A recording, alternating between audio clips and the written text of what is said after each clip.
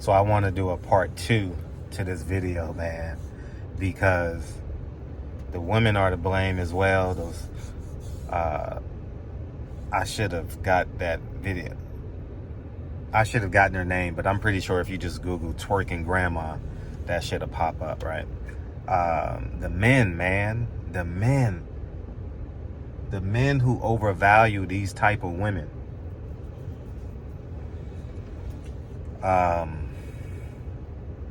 Is doing harm to our community, because you won't have no control. You know, she's going to deceive you, you know, and I genuinely believe men got to have dick discipline, or D-discipline, we'll call it that.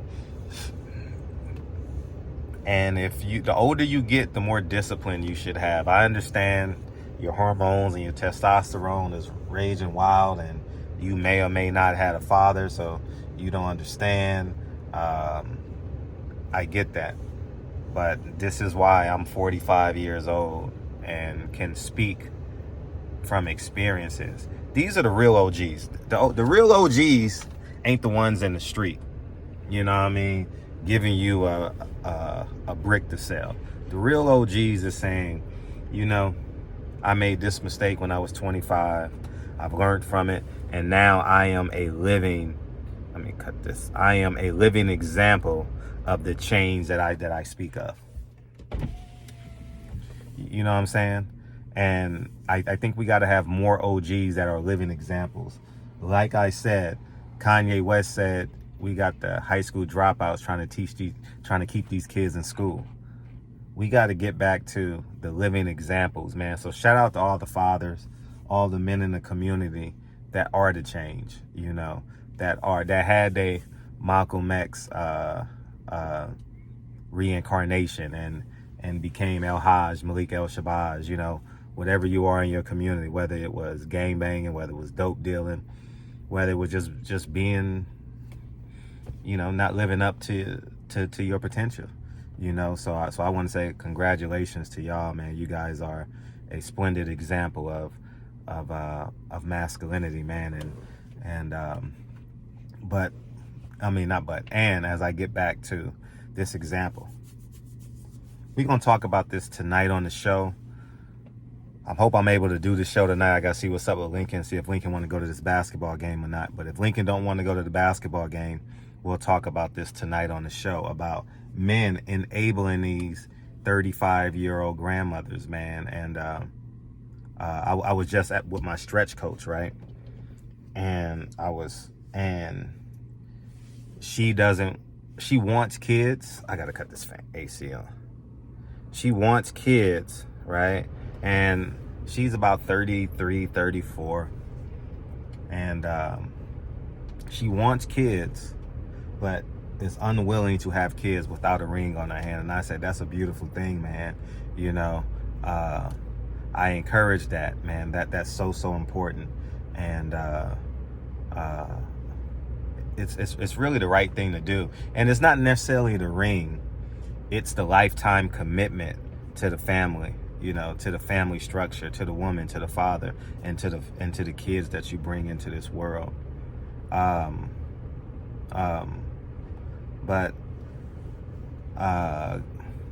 go on Instagram. Y'all got to see this, man. Like, I don't know if I can play it on YouTube, because it may be censored, right? It may be censored on YouTube. But she's in those little shorts that we used to wear at PE, and she's telling her audience, you better get your man or else I'll take him from you. She's a grandmother. So I said all that to say this. I appreciate you, Hannibal, for bringing up the conversation, and I'm very interested to listen to y'all perspective, because I know I have an extreme perspective, because I have extreme habits. And what I mean by extreme, you guys know: don't drink, don't smoke, work out damn near every day. Family, I'm very conservative. Even socially, I'm very, very conservative, you know. I do things out of habit. You know what I mean? I don't do things out of like spontaneity. You know, I'm not much of a spontaneity person. Everything is planned. I have a schedule in the kitchen and we abide by that schedule. You know, Dre put what she need to put in. I put what I need to put in. And if it can work between our schedules, it can work, you know? So, you know, give you guys an example. I bought tickets to the La Russell concert. I couldn't go, you know what I mean? Because we had obligations. So I tried to give them away online, but, you know, but anyways, man. So I know I may be an extreme example of what I'm speaking of, because through my experiences, I can literally cut something off. You know what I mean? If it's cancerous to me, I'll cut it off. You know, and like gambling. Gambling was like, I use gambling. I'll tell you guys, I use gambling to hold me over when I was training, and I was gambling, and I was doing whatever it took, right, to make money, right, in terms of like selling things and going downtown and stuff like that. And if I made $150 in poker, I was done. I didn't need to be rich or anything like that. I knew if I can make $150 a day playing poker at that 40 to no limit, I was solid. You know, I never saw gambling as a means to be a multimillionaire, you know.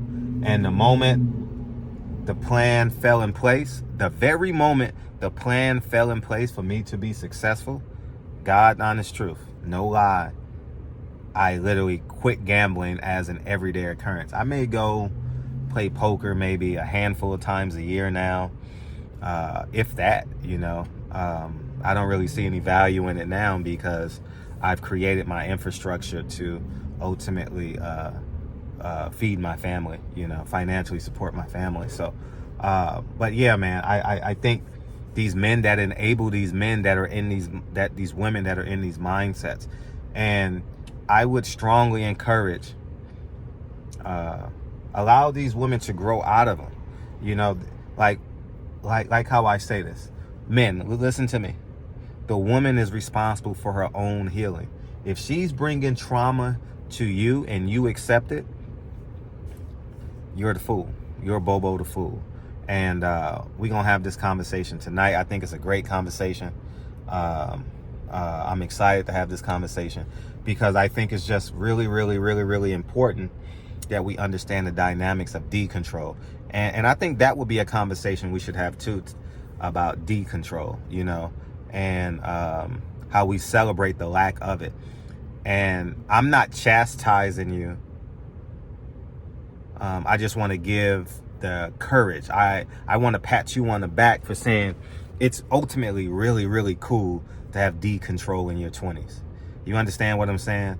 And so I know I come off as very, very harsh and very, very firm and very, very stern. I understand what our community does via its vessels of entertainment and music and conversations in the inner city and stuff like that. So I get that. So I'm not coming down on you, but I'm an absolutist when I speak. I'm either yes or no. So when I'm talking, it comes off as like, oh, Fred is this. No, it's not that. It's just that I give the absolute best, the best answer, whether I am that answer or not. The best answer. It's not a matter of, well, you can do it this way. Well, you can do it that way. Maybe if you take 2 or 3 years to do it this way. No, I would tell a young man at 22, 23 years old, work hard till you're 30, get your career started. And I guarantee you, if your goal is not to get married, but to be a socialite and have a good time in your city streets and do it responsibly and be honest with these women, I would say get your success first, because everything comes with success. When I say everything, more business partners, more women, more success, more successful conversations, more successful people. But when you're, as the Lafontant network says, when you're harvesting these terrorists, when you're cultivating these terrorists, you embolden them. You understand? You make them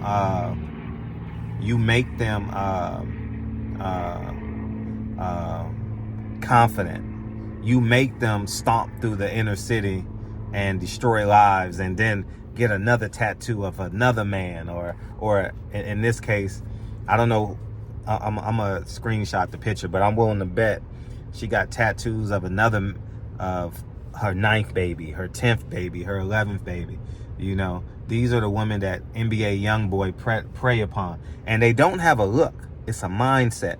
You know what I mean? They don't have a look, because when you drive through your blade, because I have property along the blade in my community, and you can see many of them are beautiful women. You know what I mean? And you like, man, I can't believe you're doing this. You know, that's why it's a mindset. It's not necessarily what you look like or what you could have been, what you should have been.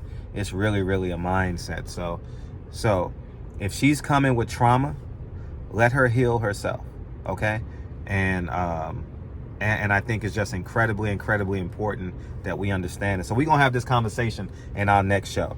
Decontrol and men harvesting women that come with trauma, that come with 3 kids, 4 kids, 4 baby daddies. Yeah, we got to have this conversation, man, because I think it's just an important conversation for our young men going through college, and they from the hood, and then they go back and get the girl that they wanted in high school, and next thing you know, they done had sex unprotected, and now she's pregnant, and she ain't got nothing going for her but a vagina and a butt, you know what I mean, and a part-time smile, you know what I'm saying? So anyways, man, we'll have this conversation tonight. Hopefully Lincoln